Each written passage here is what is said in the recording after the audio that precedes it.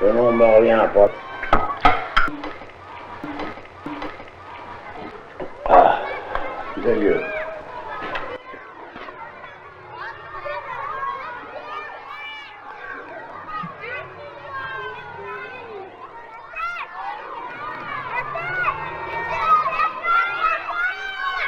Alors, c'était le lendemain du 14 juillet que j'ai été liquidé. Parce que je sais que le jour du 14 juillet, on était en train de faire il nous faisait faire un peu balayer les rues, tu vois, quand on arrivait au machin. Enlever les confettis. Oui, alors, j'avais la pelle, et puis un autre avait le balai, parce qu'on n'était pas tout seul quand même. Hein. L'adjudant passe, Molleux, ils vont l'appeler. Il avait l'air d'être, comment je te dirais, moi, d'un espèce de pet sec, tu sais, mais qui se saoulait la gueule. Et une fois, il y avait un appelé Bonizo. Il l'avait trouvé noir comme ça. Il avait fait semblant de le relever. Il l'avait pris pas les gambilles. Il l'avait tiré comme ça, pas les gambilles, la gueule sur le pavé. Il y avait écorché toute la gueule, tu sais, sur les graviers. Un gars qui ne me plairait pas, mais je ne plairais pas plus non plus. Espèce de tête de con de Camelot du roi, tu vois, une espèce de... Alors, on a dit l'épaule peut crever sur son cheval, la gueule ouverte. Mais il dit, moi je t'emmerde. Duchon, il s'appelait. Allez, ce sacré Duchon, on arrive dans ce dette-là pour être évacué sur le dépôt, quoi. À Chézy, il y avait un pont à péage, c'est-à-dire on payait. Je suppose, je ne sais pas si ça existait encore, en tout cas, c'était un ancien pont à péage et il y avait en contrebas le long de la rivière une petite maison de passeurs. Et il y avait un obus qui avait démoli, il y avait une petite grille, qui avait démoli la grille devant, fait un trou dedans, quoi. Alors on dit, tiens, Duchon, merde, et on trouve un plumard avec encore un sommier. On dit, bon Dieu, mais on va être fin bien là-dedans. Et on se couche.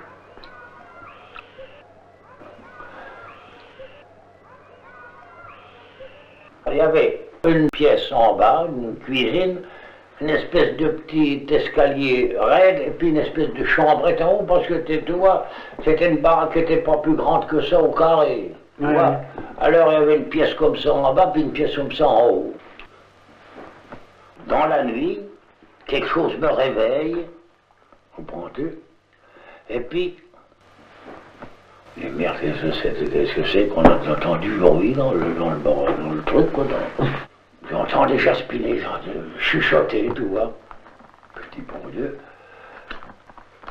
qu'est-ce que c'est, qu'est-ce qui se passe? Alors, j'attrape mon Duchon par la main, le serre, puis il me fait signe qu'il était réveillé, qu'il écoutait aussi. Alors, je dis, mon Dieu, ils causent pas français, ces mecs-là, que je me dis en moi-même, moi. Tout en remuant sur le sommier, ça grince, tu comprends? Et j'entends, j'ai eu l'impression que les gars ont dit, écoute, il y a quelqu'un, mais dans une langue que je ne connaissais pas. Hein?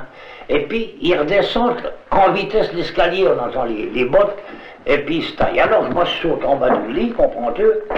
Et puis, j'attrape ma carabine qui était dans le coin, là. Et puis, je vois les gars passer, pas par la porte, dans le trou. Alors, nom des dieux, j'arme ma machine, il n'avait pas de cartouche dedans, et je vais pour tirer mes macaches. Il n'y avait rien dedans, tu comprends?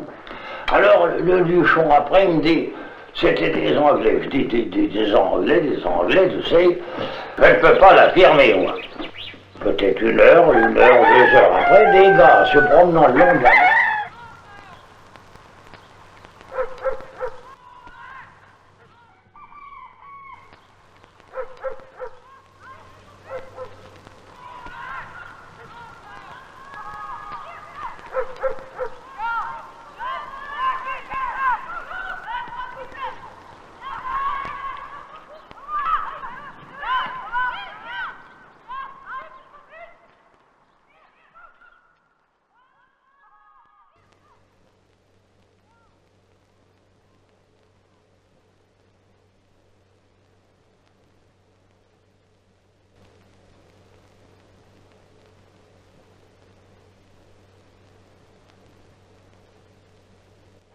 Oui, enfin, tu sais, on a eu un tas de trucs comme ça, des bricoles, mais d'action d'éclat, pas beaucoup. Non, toi, tu faisais plutôt des mandolines. Hein? Oui. Ah, j'en ai fait, tiens, des mandolines avec des boîtes de cigares. Ouais, oui. Des boîtes de cigares, ou même sur un bout de balle manche à balai avec des machins électriques, là, des fils électriques.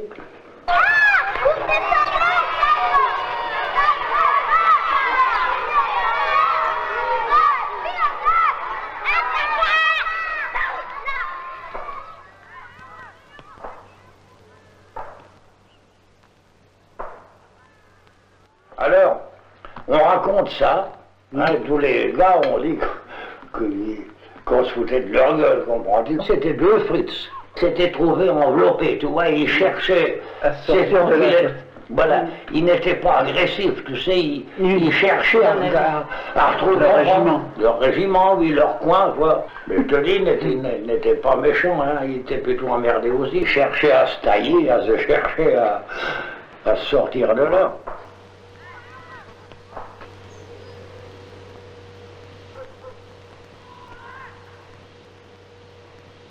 Nom de Dieu, ils l'ont vendu, il avait chacun un fusil quand même, c'était les gars qui l'ont trouvé, ils l'ont vendu le fusil 150 balles, ils ont eu chacun 150 balles, les deux gars qui l'ont trouvé.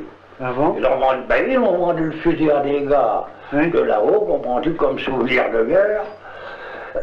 Et alors ils ont dit, les gars, qu'il avait été justement dans la petite baraque.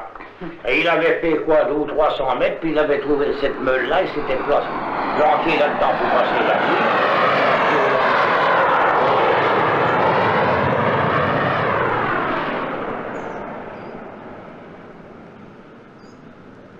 Ah oui, tout ça c'est loin.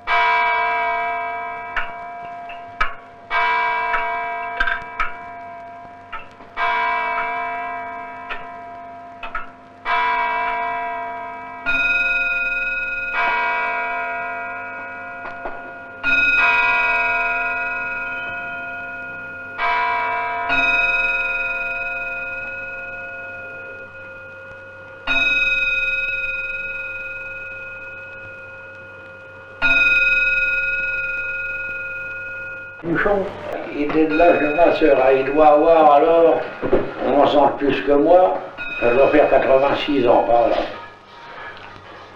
Mais la plus vieille, c'est l'Hortense, qui en a 89, et pas loin de 90. Elle est toute seule. Ah ben oui, elle est toute seule, là, tu sais, ben c'est là. Oh, bon. Derrière l'église, voilà. Ah ben l'Alphonse, oui, mais l'Alphonse, il n'est pas d'ici, c'est un Polonais. Mais enfin, ça n'a pas d'importance, mais enfin, oui, mais il a 2 ans de moins que moi. La mère des Jacques, là, comment? Je sais qu'il habite là, un peu plus bas. Ben, elle doit avoir mon âge, 75 ans.